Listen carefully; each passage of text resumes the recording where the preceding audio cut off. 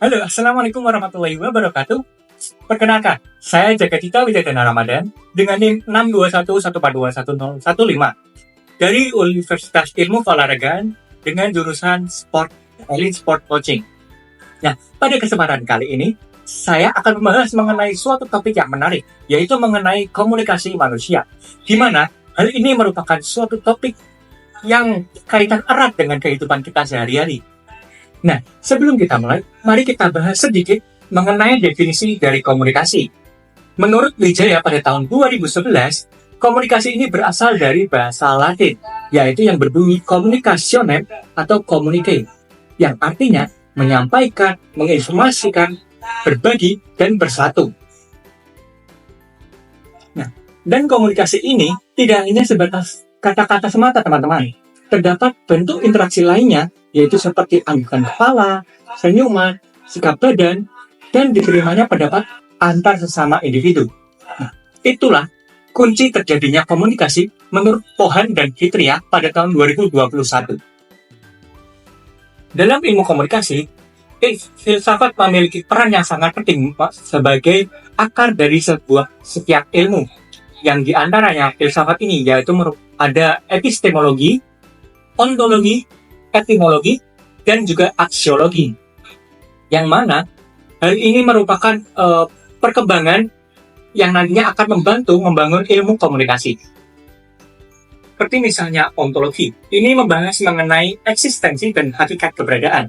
Sedangkan etimologi meneliti mengenai asal-usul kata-kata.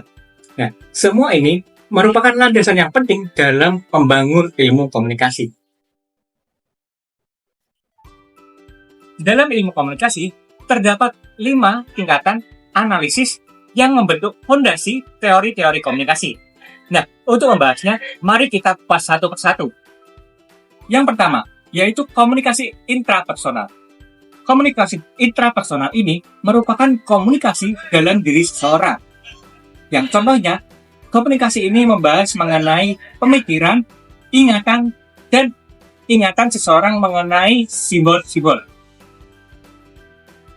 Yang kedua, yaitu komunikasi interpersonal, yang mana komunikasi ini melibatkan komunikasi antar perorangan secara individu. Nah, teori-teori di sini berfokus pada percakapan, interaksi, hubungan, dan karakteristik dari komunikator. Kemudian, yang ketiga, komunikasi antar kelompok, di mana komunikasi ini melibatkan kelompok-kelompok antar individu, yaitu kelompok-kelompok kecil. Pembahasan ini melibatkan dinamika kelompok, efisiensi penyampaian informasi, dan pembuatan keputusan. Yaitu komunikasi organisasi, di mana komunikasi ini membahas mengenai pola dan bentuk dalam konteks organisasi. Nah, teori ini biasanya membahas mengenai struktur organisasi, budaya organisasi, dan interaksi antar kelompok dalam konteks organisasi. Kemudian yang terakhir yaitu komunikasi massa, di mana komunikasi ini melibatkan media massa dan khalayak yang besar. Fokus di teori ini mencakup struktur media, hubungan antara media dan masyarakat, serta dampak komunikasi massa terhadap individu. Nah, itulah dia teman-teman, sedikit informasi mengenai kompleksnya komunikasi manusia. Nah, semoga dengan video ini kita dapat sadar pentingnya komunikasi dalam kehidupan sehari-hari kita. Baiklah, saya Jagadita Widadana Ramadan, pamit undur diri. Terima kasih dan sampai jumpa di video yang berikutnya.